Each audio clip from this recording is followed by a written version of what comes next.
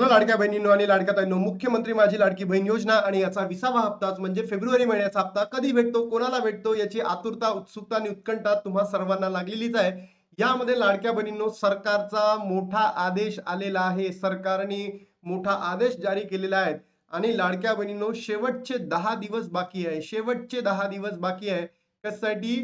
Edit e-KYC करण्यासाठी. ज्या बहिण्यांची e-KYC चुकली होती, या संदर्भात सरकारचा मोठा आदेश आलेला आहे. तर त्या अत्यंत महत्वाची न्यूज असणार आहे.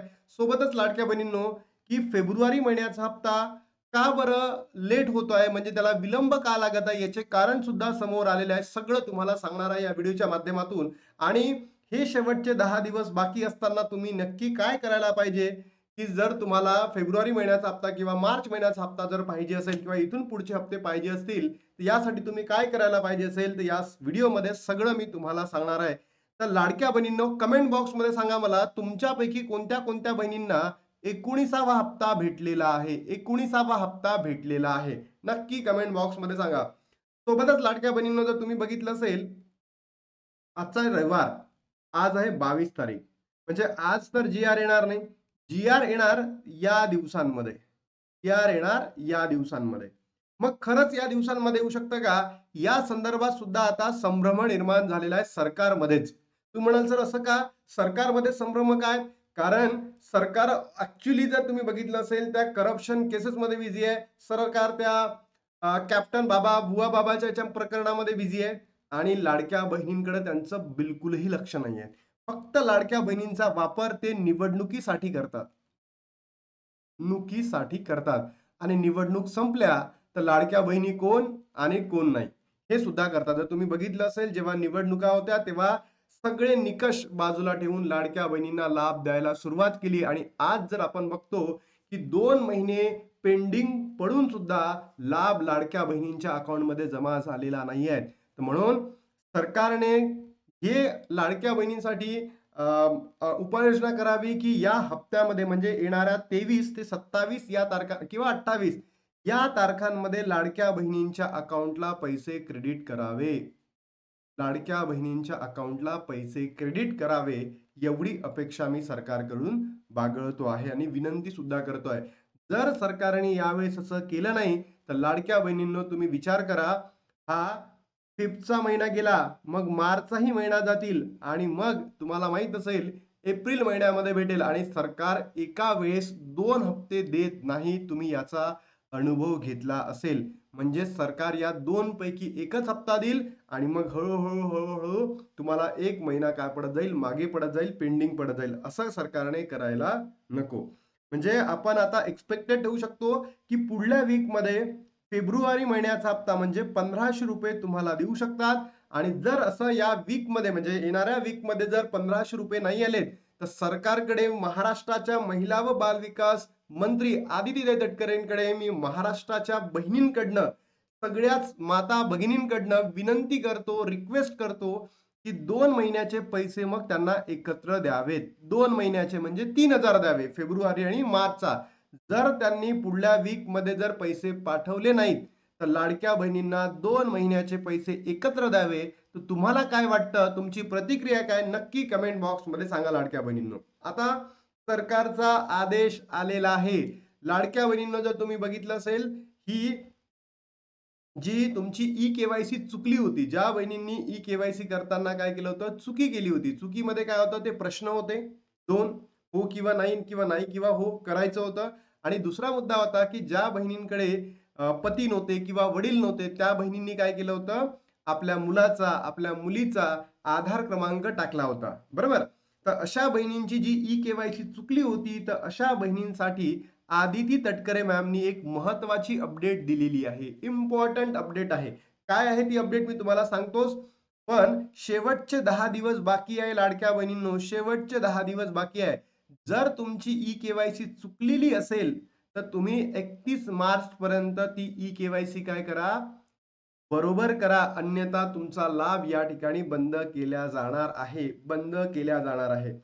राज्य सरकारने मुख्यमंत्री माझी लाडकी बहीण योजना सुरू केली आहे. या योजनेत महिलांना ₹1,500 दिले जातात.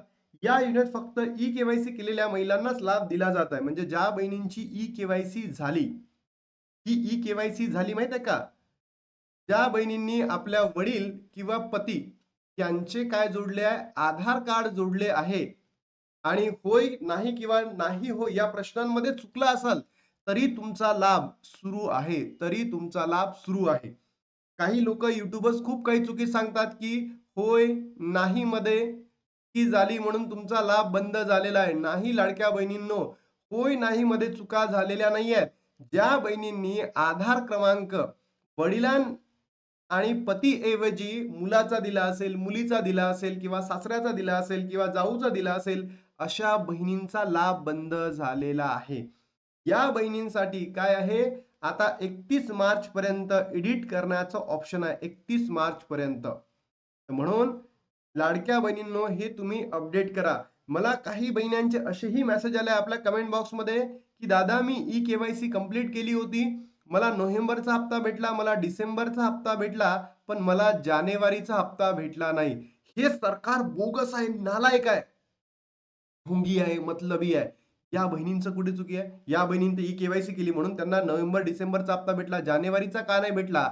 तर या सरकारला वटणीवर आणणं आता तुमचं काम आहे लाडक्या बहिणींनो. जर तुम्ही यांना वटणीवर आणू शकत नसाल तर तुम्ही फक्त एवढंच आव्हान करतो, तुम्ही जेव्हा आपण आंदोलन करू पूर्ण महाराष्ट्रभर तर त्या आंदोलनाला तरी सहभागी व्हा. तुमच्या जिल्ह्यांमध्ये, तुमच्या ज्या ठिकाणी तुम्ही असता त्या त्या ठिकाणी त्या त्या डिपार्टमेंटला जाऊन, जिल्हा व महिला बाल विकास विभागाकडे जाऊन तुम्ही तिथे सहभागी होऊ शकता आणि आपल्या मागण्या मागून करून घेऊ शकता. ई केवायसी करण्यासाठी ही शेवटची संधी असणार आहे. ही तर नवीन ई केवायसी नाही आहे लाडक्या बहिणींनो. नवीन ई केवायसी आहे का? नाही. ज्या बहिणींची ई केवायसी चुकली आहे त्याच बहिणींना दुरुस्त करण्याचा चान्स मिळणार आहे. दुरुस्त करण्याचा चान्स मिळणार आहे तो 31 मार्च पर्यंत. आदिती तटकरेंनी लाडक्या बहिणींना कोणत्याही दत्तहीन बातमीवर विश्वास न ठेवणारा सांगितले आहे. अरे पण तुम्ही तर जेव्हा बघा लाडक्या बहिणींनो, 1 कोटी बहिणी अपात्र ठरणार आहे. बरोबर? आणि याच्याबद्दल त्यांनी दिलाय.